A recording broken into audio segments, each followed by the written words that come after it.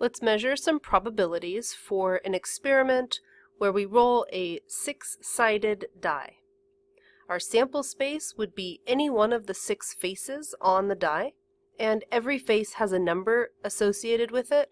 So let's just list out our sample space with all of the numerical values for each face. Maybe we want to consider the probability that we roll the die and it lands on an odd face. We can define the event A to be the outcome where the face on the die is odd, and then we can list the elements that belong to that set.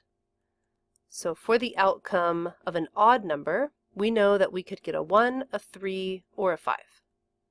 There's 3 elements for this event, which would make our numerator, and there's 6 elements in our sample space, which would be our denominator, and we can simplify, so let's go ahead and do it. The probability that we roll a die and the outcome is odd is 1/2. A complement considers all of the elements that are in the sample space but not inside of the set A.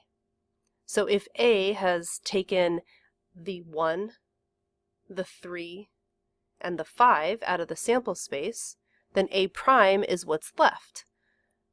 That's 2, 4, and 6. The probability that we roll on our die and land on a number that belongs to A prime would be 3 out of 6. There's 3 ways to have the outcome A prime happen, and there's 6 total outcomes in our experiment. This is kind of a coincidence, actually, that the probability of A and the probability of A complement are identical. It doesn't have to be true. In this case, it is true, but that's just coincidental. Let's look at the next event. We roll the die and we have an even face. Well, what belongs to that set? The even numbers. 2, 4, and 6. There's 3 elements in that set, so 3 ways for event B to happen, and there are 6 outcomes in our sample space. Again, this fraction reduces to 1/2. So far we're on a roll. Everything's 1/2. Again, that's just purely coincidence. You may have noticed that the elements in A prime are exactly identical to the elements in B. You're right. They both have the even numbers 2, 4, and 6. We would call A prime and B exhaustive events. They have all of the same outcomes. Nothing is different. That is considered exhaustive. Comparing event A with event B, these 2 sets don't have anything in common, so A and B would be considered mutually exclusive. So for exhaustive events, the sets are equal. For mutually exclusive events, the intersection of the sets are equal, meaning they have no elements in common.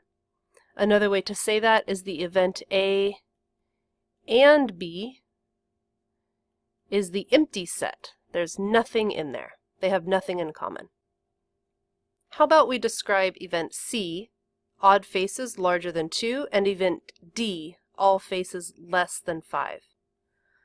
Inside of event C, we would have the odd numbers 3 and 5. For event D, we would have all the faces 1, 2, 3, and 4. All the faces smaller than 5. In this case, looking at C and D, we can see these are not mutually exclusive events because both sets have the number 3 in them. So when we go to look at the probability of C and D, that would be 3 out of the 6 possible outcomes in the sample space.